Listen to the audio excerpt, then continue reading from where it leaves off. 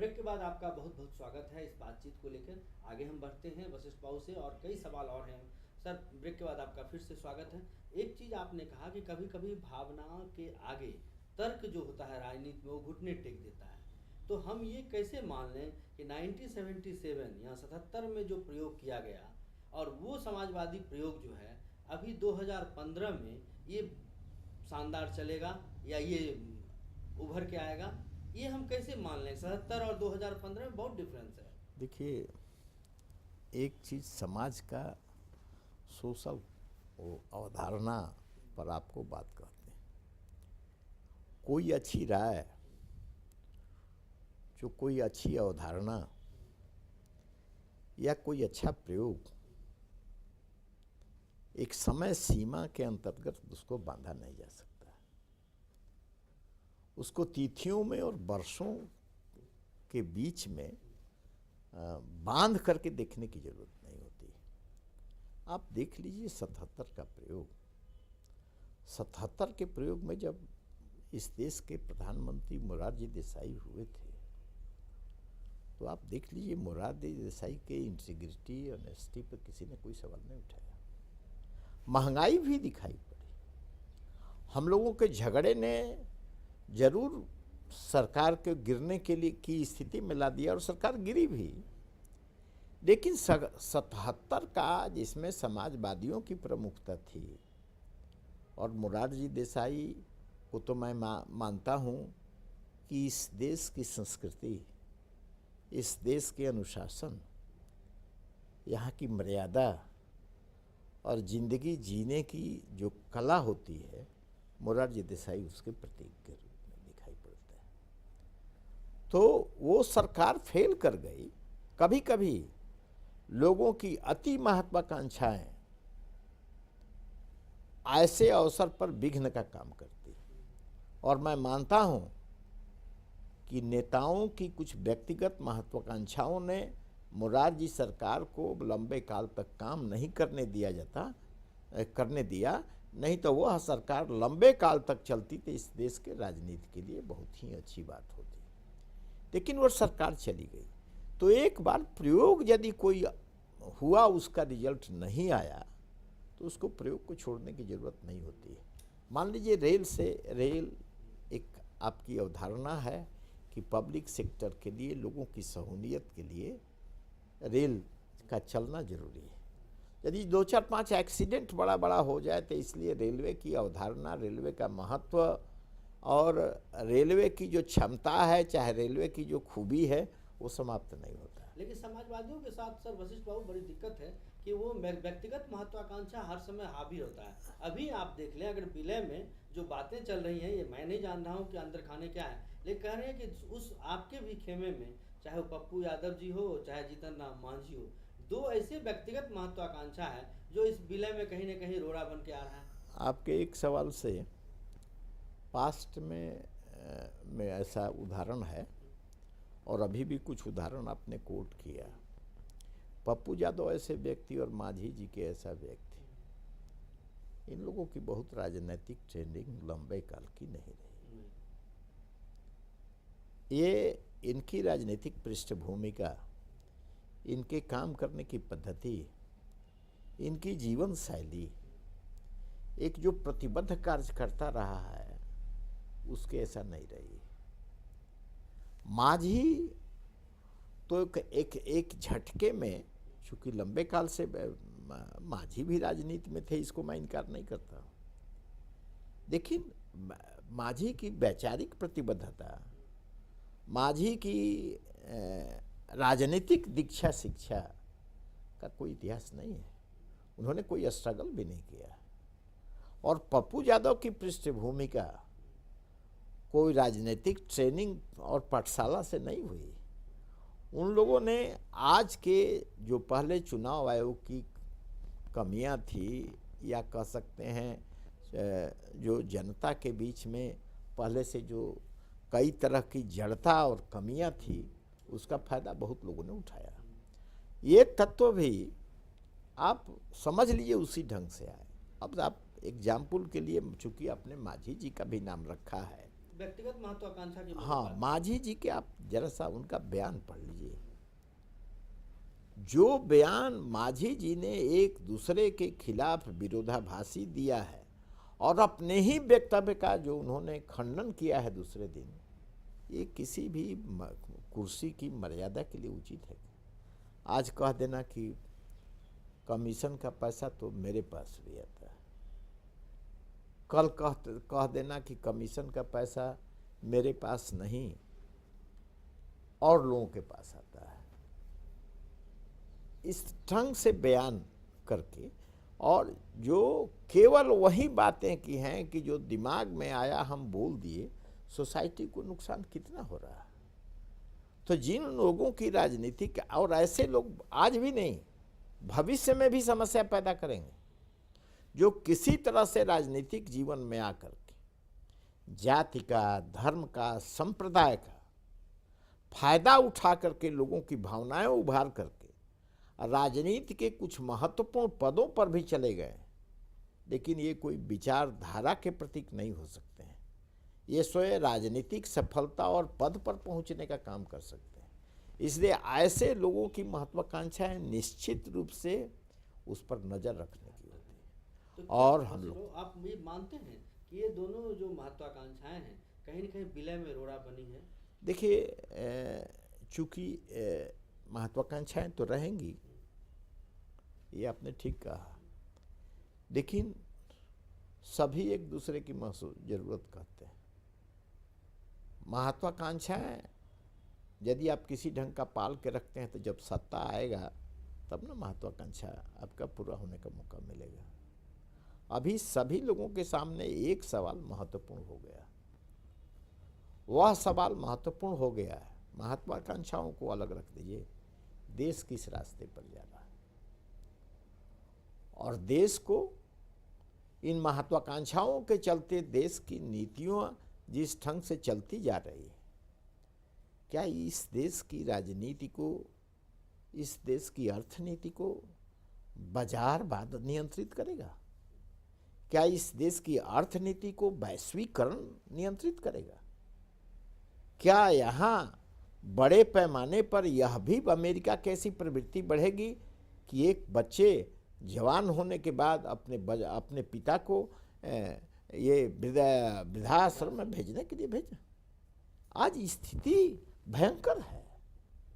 एक मजदूर जो दिन रात मेहनत करता है और 2 दिन और उसकी कमाई, प्रतिदिन की कमाई पर उसका परिवार चलता है, उस आदमी की हालत जरा सा मूल्यांकन कर लीजिए। देश में इस उदारवादी राजनीति का, उदारवादी आर्थिक नीति का क्या, उसके पास आपको मोबाइल मिल जाएगा, लेकिन घर में खाने का उसको बहुत सा अच्छा प्रबंध नहीं रहेगा, लेकिन मोबाइल मिलेगा। बाजारवाद की राजनीति, एक कारपोरेट सेक्टर का ही प्रचार तंत्र, और जो उसका सामान जो बचता है उसको खपाने के लिए और उसके तरफ अभ्यस्त कर ले जाने के लिए ये क्या आप जरा सा, आप तो दिल्ली में रहते हैं, हम भी चूँकि मेंबर हैं तो इसलिए जरा दीव में चले जाइए, यहाँ के कॉलेजों में चले जाइए, और जो आपका फूड हैबिट्स लोगों का देख लीजिए, थोड़ा वेस्टर्नाइज हुआ। ये देखिए, सवाल है कि ठीक है, मेरा एक सवाल ये है कि अभी ये जो रोड़ा अटक रहा है, क्या इसमें कहीं न कहीं लालू यादव जी ज़्यादा सीट चाह रहे हैं, या नीतीश जी उतना अपना सीटिंग नहीं छोड़ना चाह रहे हैं, या एमएलसी वाले पे कोई पेंच फंसा है? ये जो सब तमाम चीजें हैं, ये देखिए, ये एक तरह से उस विलय को रोक रहा है। ये देखिए, जब विलय और किसी से सीट शेयरिंग का मामला होता है तो एक पार्टी के अंदर भी कई कठिनाइयाँ होती हैं। आप याद कर लीजिए,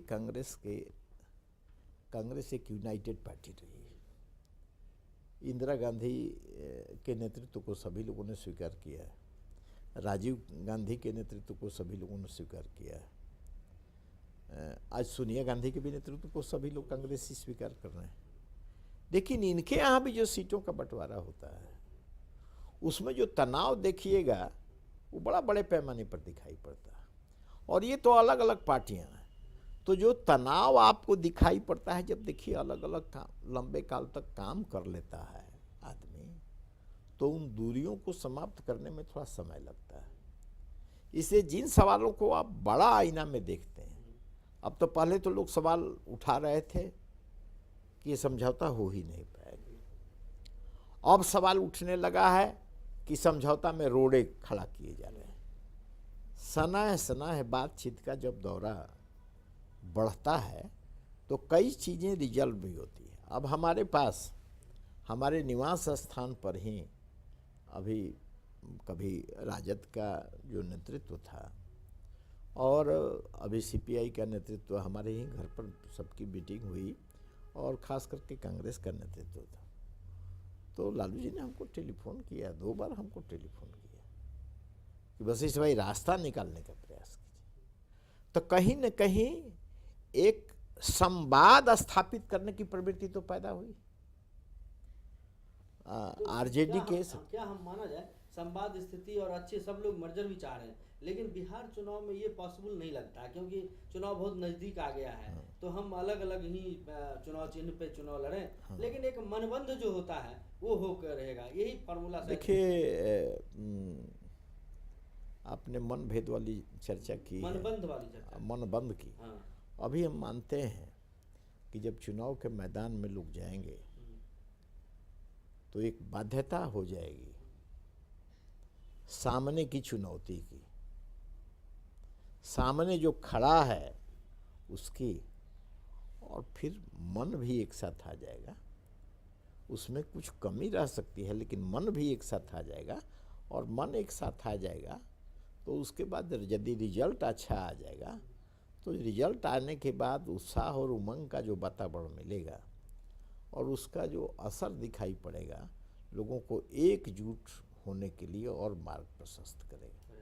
लेकिन सर सब सवाल ये भी आएगा कि यूपी चुनाव तब आ जाएंगे, लेकिन यूपी चुनाव में आप लोगों का बहुत ज़्यादा स्टेक नहीं है। देखिए सबसे बड़ी बात है ये एक एक जगह के चुनाव से नहीं, पहले तो इन पार्टियों के नेता अलग अलग राज्यों में प्रभाव रखते हैं,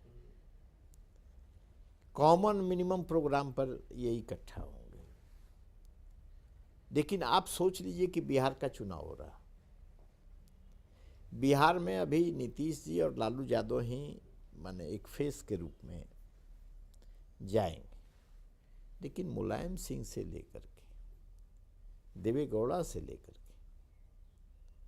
ये सारे लोग जब बिहार में उतरेंगे तो एक यूनाइटेड तस्वीर तो दिखाई पड़ेगी। उसका भी जनता के बीच में एक मैसेज जाएगा कि भाई एक कदम तय आगे बढ़े हैं। कभी कभी कुछ परसेंटेज वोट्स ऐसा होता है चुनाव में जो इंतजार करता है माहौल का, वो पार्टी के प्रतिबद्धता से, जाति के दायरा से, धर्म के दायरा से थोड़ा वो अलग रहता है। एक तबका ऐसा है परसेंटेज उसका, जो जब वो अच्छा माहौल देखता है तो उसका रुझान हो जाता है जो जिसके तरफ विनिंग संभावना दिखाई पड़ती है उसके तरफ। इसलिए हम मानते हैं कि एक दूसरे के जगह भले ही बहुत प्रभावकारी नहीं है लेकिन पूरक की भूमिका जरूर अदा करेंगे, सहायता की भूमिका उनकी जरूर होगी, और एक वहाँ जा कर के उन लोगों को एकजुट होने के लिए प्रेरित करने का काम करेंगे। इसलिए जो एक्सरसाइजेज हो रहा है, इस एक्सरसाइजेज को और इफेक्टिव तरीक़ा से बिहार के चुनाव के बाद, और आपको एक बात आज ही मैं कह देता हूँ, बिहार का चुनाव का नेशनल इम्पोर्टेंस, बिहार का चुनाव यदि हम जीतते हैं तो यूपी का चुनाव जीतने में उन लोगों को सहायता होगी। क्योंकि बिहार का चुनावी रणनीति में सफल होने का मतलब है कि उत्तर प्रदेश की ज्योग्राफी, उत्तर प्रदेश का सोशल आउटलुक, सोशल जो उसका आधार है, सो उत्तर प्रदेश की संस्कृति, खान पान बहुत बिहार से मिलता जुलता है। इसलिए बिहार के चुनाव का इम्पैक्ट बहुत बड़ा होने वाला है। एक तो राष्ट्रीय राजनीति में, राष्ट्रीय राजनीति अभी मुद्दा रहित चल रही है, और मुद्दा रहित की बात मैं बहुत गंभीरता से आपको कह रहा हूँ। अभी राजनीति के सामने एक यक्ष प्रश्न खड़ा हो गया। तात्कालिकता ही हमारा आदर्श है। तात्कालिकता, तात्कालिक समस्याएं हैं निपटने के लिए जो हम नीति बना, जो हम उपाय रहते हैं, वही हमारी नीति हो गई। तात्कालिकता कभी आदर्श का स्वरूप नहीं हो सकता है, उस समय से उसका मतलब होता है।